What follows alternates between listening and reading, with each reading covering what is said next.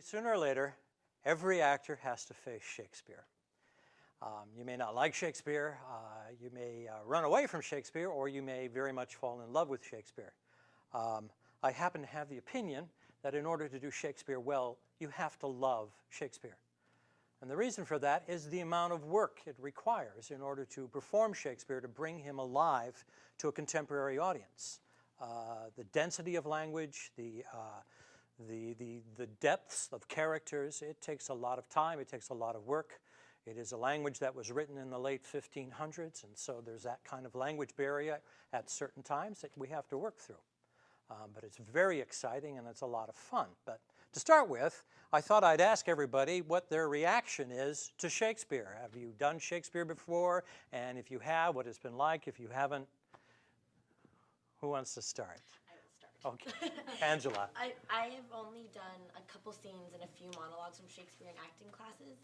And once I finally understand what they're saying and memorize it, I love it. But getting there is so hard. So hard. I can't do it without help, to be honest.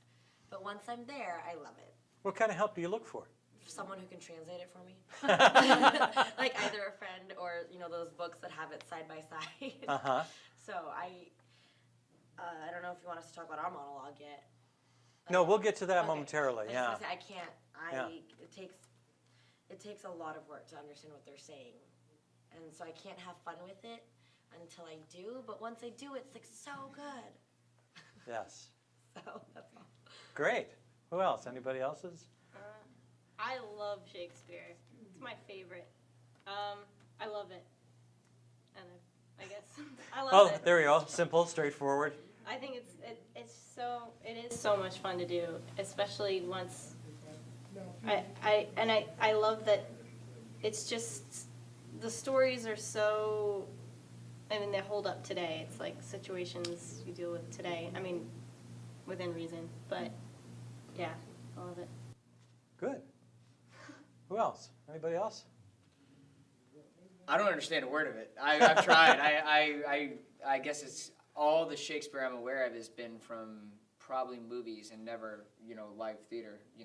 Everything, from Romeo and Juliet to Macbeth, all have been literally the films. Mm-hmm. So I can understand it when I'm watching them do it, but when I actually sat down and tried to read what it meant to me for even the monologue we chose, it literally could have been hieroglyphs. I have no idea what he's saying.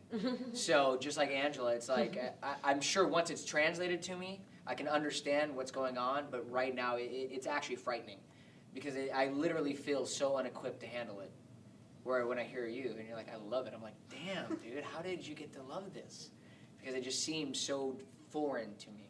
And it's English. That's the saddest part about the whole thing. Perfect. Every word makes sense, just not in the order it's in. So. Great.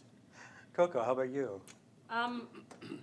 Honestly, one of my first moments of my life where I thought I want to be an actor was when I was a little girl. My dad took me to see Much Ado About Nothing in theaters, and it remains one of my favorite movies.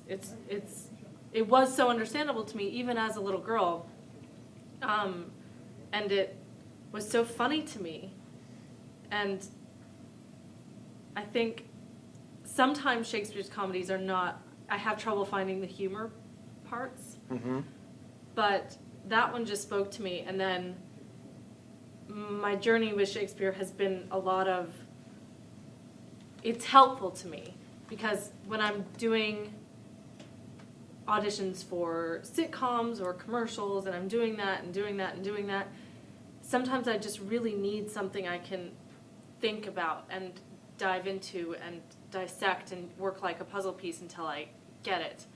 And I every so often I'll just pick up a play that I haven't read before. I'm a huge nerd. That just came to me. I'll just pick up a play I haven't read before of his and try to puzzle it out and try to puzzle out what's really going on under the text. And I'm really lucky in that I've had a lot of really great Shakespeare teachers throughout the years who've really understood it and been really passionate about it and really love the language, and their enthusiasm is contagious. So, I mean, I think I would be in a very different situation if I hadn't gone into classes with people who like to live and breathe it and pass that on to you, so that for a time while you're in that class, you are living and breathing in that world. Yeah. Okay. Great. Yeah. Mara? I'm in the same camp as Coco in that I grew up going to Shakespeare plays, and so it's been the dialect and the words have been in me since I was 7. I think I saw my first play, which was Much Ado. It was at the Shakespeare Theater in D.C. when I was 7. It's a good start-off play for a It kid. really is. And from that moment on, I was hooked. I too am a Shakespeare nerd, and I actually get together with a group of friends and read Shakespeare cold, because why not? So we do that Great. once a month. So to me, I love it. I eat it up. I find it very easy to read, but I think that's because I was brought up on it, and I've been doing it now for so many years. That being said, I find it also difficult to perform, in that so much of what you have to do in Shakespeare is so grandiose and just, it's all about war and love and death, and it's these big, huge ideas. You're not having just drama over the kitchen sink. Yeah, it's Yep. family dynamics, but they're kings and they're queens. And so I find that such a challenge. I love it, but I find it always so hard. And I've actually, I think, done in performance more Shakespeare than contemporary plays, oddly enough. But yeah, it's hard, and I welcome that challenge. So Great. I love it. Yeah. Great. How about you, Roger?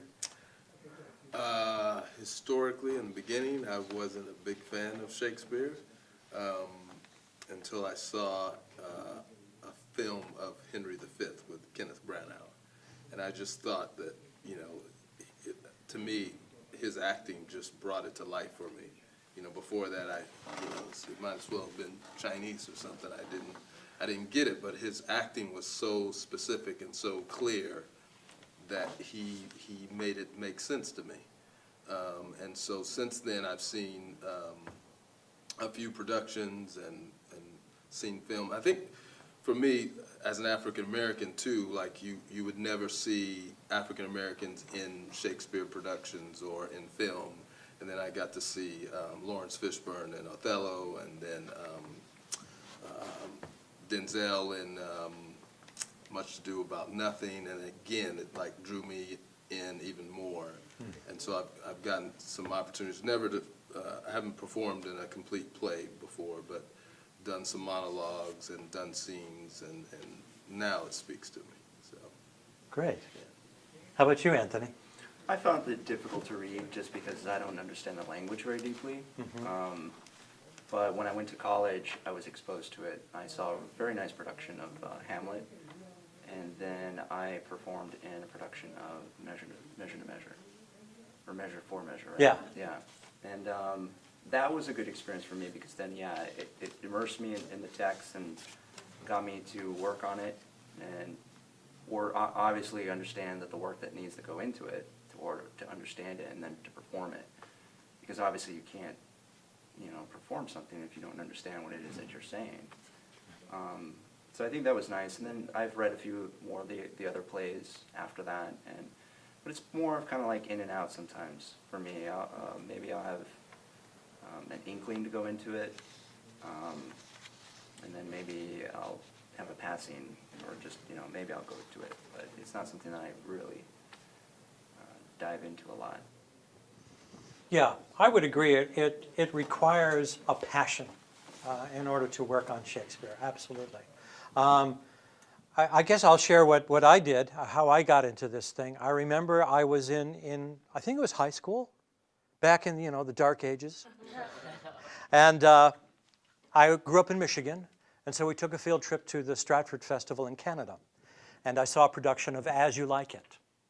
And I had never seen Shakespeare before. I kind of knew of Shakespeare, enough to stay away from Shakespeare. But I found in that production, I was transported. And I had never had that experience in the theater of being transported before. And so I became fascinated with this author. And for the longest time, I thought I remember they had, the wonderful thing about Shakespeare, too, in terms of productions, is it's an open field. It's not like the set is designed for you where you know there has to be a kitchen, there has to be a living room, you can do anything. It's pretty much, it's very, in its own way, kind of Brechtian, in a sense. Anything can be anything at any time. And I love that kind of fluidity in Shakespeare because it really pulls upon my imagination. Literally, what happened when they were doing this production, we needed to go to the Forest of Arden. And the way the design of the theater is, it was designed after a big tent, circus tent that goes straight up. And so what they did is at the very top, they dropped a single leaf. And you watch this leaf just kind of flutter down as a big leaf. And by the time they got to the floor, the whole floor had that kind of spackling light like it was the sun through trees. And it was that sense of being transported into a whole new world so magically. And the language, I didn't understand at the time how much the language was affecting me. And that's part of what I want to really dive into here in terms of the beginning of working with Shakespeare. Well, let me talk to you for a sec. As you can see, there's a lot of variety in terms of how people come to Shakespeare, how they feel about Shakespeare. But one of the things that I would like to give you a thought about in terms of Shakespeare is the language is so demanding. That's why when I talk about you have to be in love with Shakespeare, it is like a marriage. You have to put the work in. You just have to. You have to be patient. You have to spend the time and work hard at this stuff. But the reward, I don't think a lot of people understand the full reward what Shakespeare gives back, because when we walk through our daily lives, we have, I don't know, when we have a conversation, how many different emotions and thoughts do we have in a single conversation? If you could take what you were saying and you saw it in a paragraph, how many different thoughts would you have? What happens is with Shakespeare, we are forced to think at such a dense level that it actually raises our IQ. We are forced to think at a different level than we are in our normal lives. And what it does is it heightens our own ability to articulate our own lives. How many people go through this life and they don't quite know how to examine how they feel about something, how they think about something? If you work on a playwright like Shakespeare, you will have exposure to such a density of thought and emotion that will suddenly be available to you to identify for your own life. That's immense. I can't think of too many other playwrights that have that effect.